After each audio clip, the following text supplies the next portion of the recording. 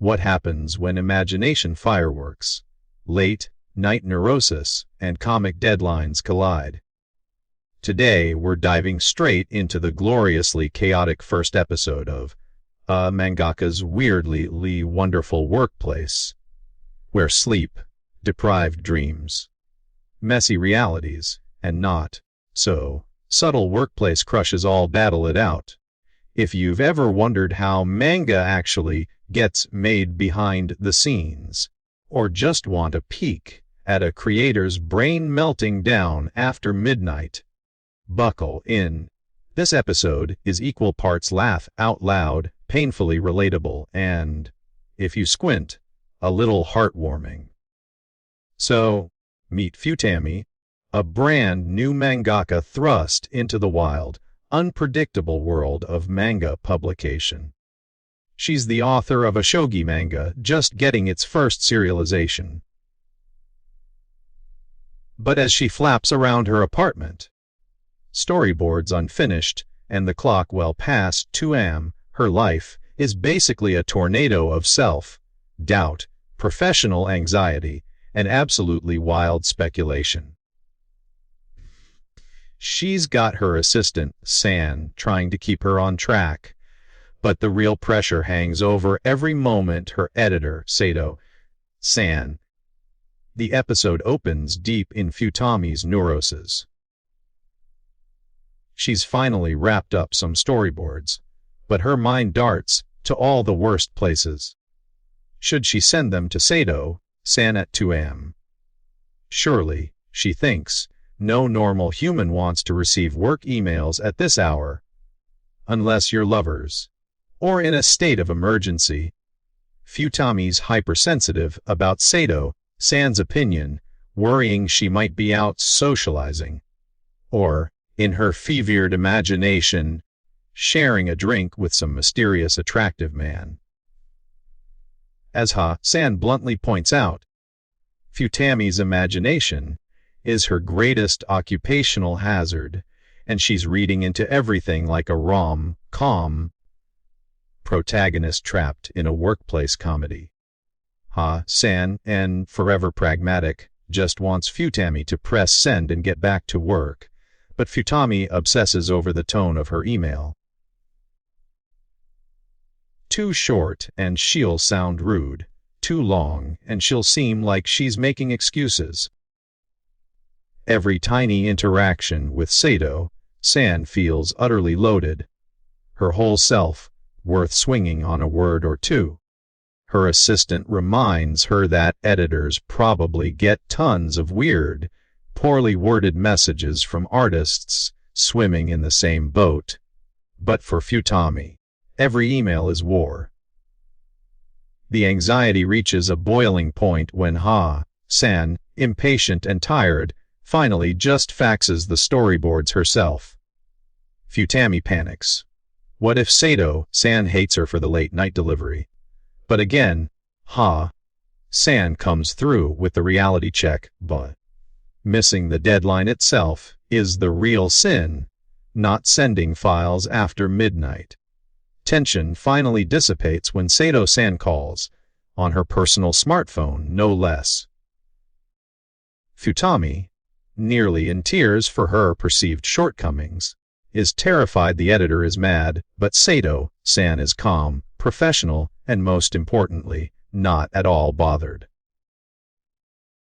In fact, she likes the storyboards. She wants a couple of tweaks to the dialogue, sure, but it's nothing dramatic. Futami learns that all the anxiety was for nothing, a theme that echoes through the rest of the episode. But here's the kicker.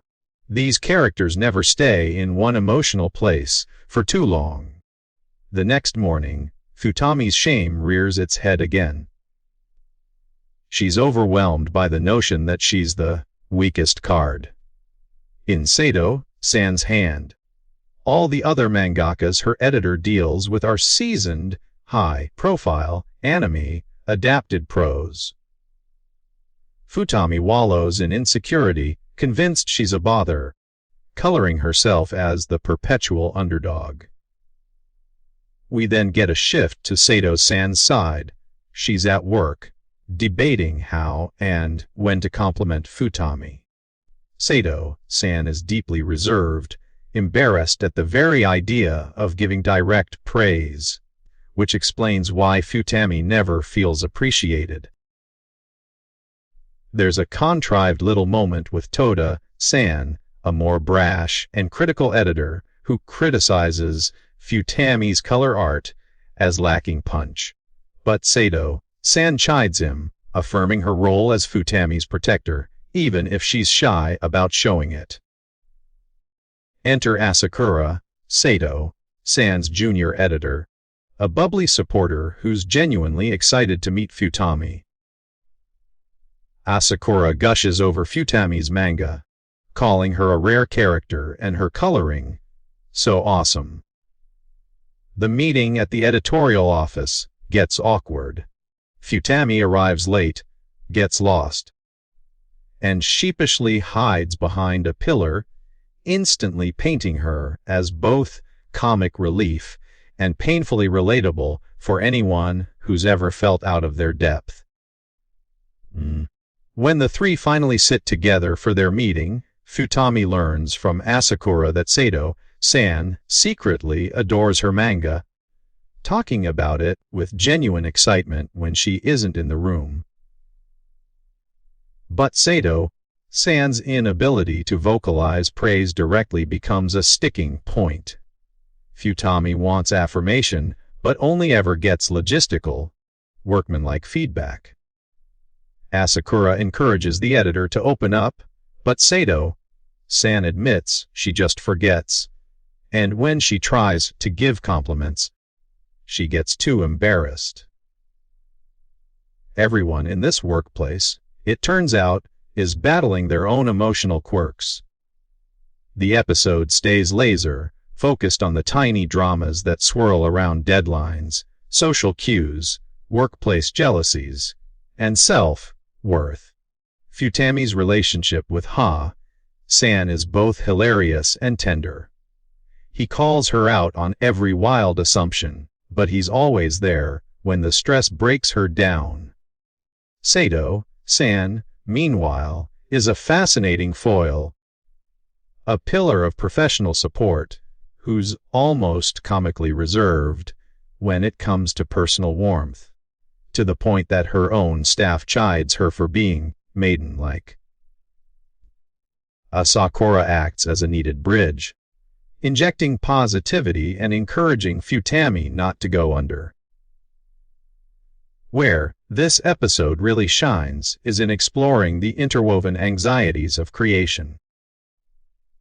Futami's stress spills over into her personal life, affecting her health, even referencing hospitalization, her confidence, and the constant fear she's not good enough or is somehow deluding herself.